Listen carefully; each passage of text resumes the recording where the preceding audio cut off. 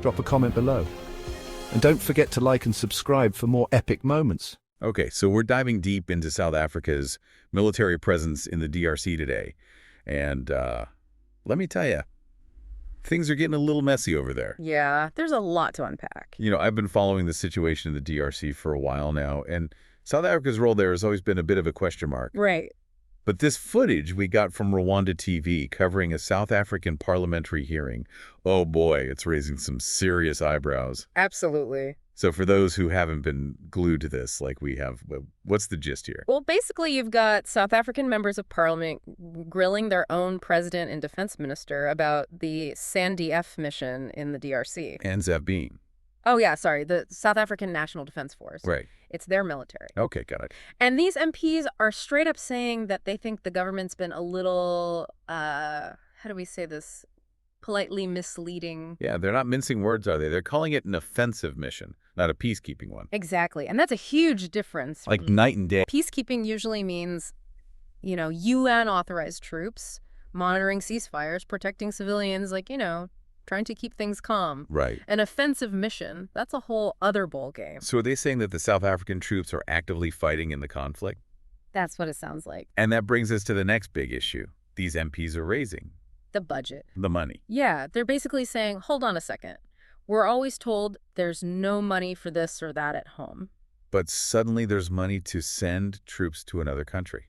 And not just any country, but one with a very complicated and volatile situation. There was this one quote that really stuck with me.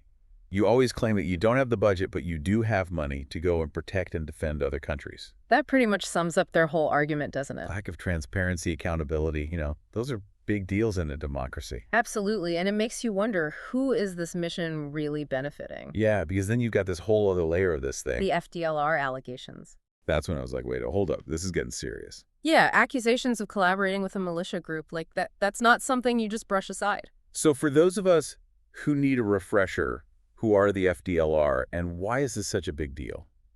All right, so the FDLR, or Democratic Forces for the Liberation of Rwanda, it's a group with roots in the Rwandan genocide back in 1994. Heavy stuff. They're basically remnants of the regime that carried out the genocide, and they've been accused of some pretty horrific things in the DRC as well. So not exactly the kind of group you want your military hanging out with. To put it mildly. And the MPs are saying they have evidence of this collaboration. There's a clip where one MP straight up asks, is our South African soldiers fighting alongside the FDLR?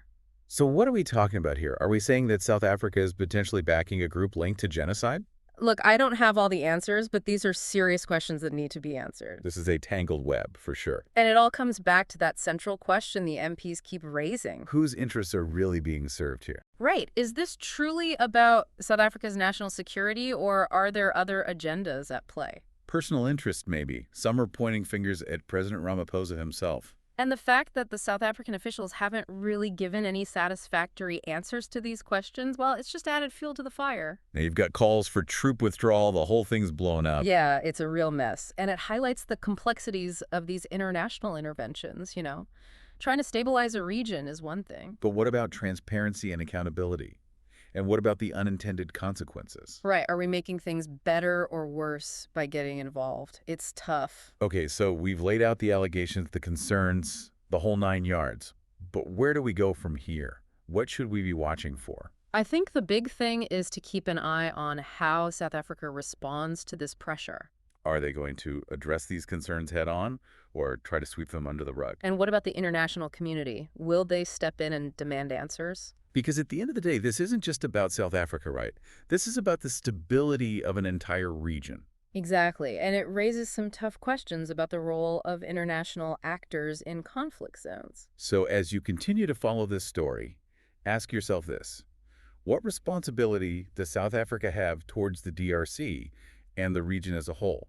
And how do they balance that with the need to be transparent and accountable to their own citizens? It's a delicate balancing act, and one that's going to have a ripple effect for a long time to come. It sure will. This deep dive has been intense. We've only just scratched the surface. If you want to learn more about the situation in the DRC and South Africa's role there, we'll be sure to include some resources in the show notes. Lots to think about. Definitely. Thanks for having me on to discuss. Always a pleasure. Until next time. See you. Bye. Bye.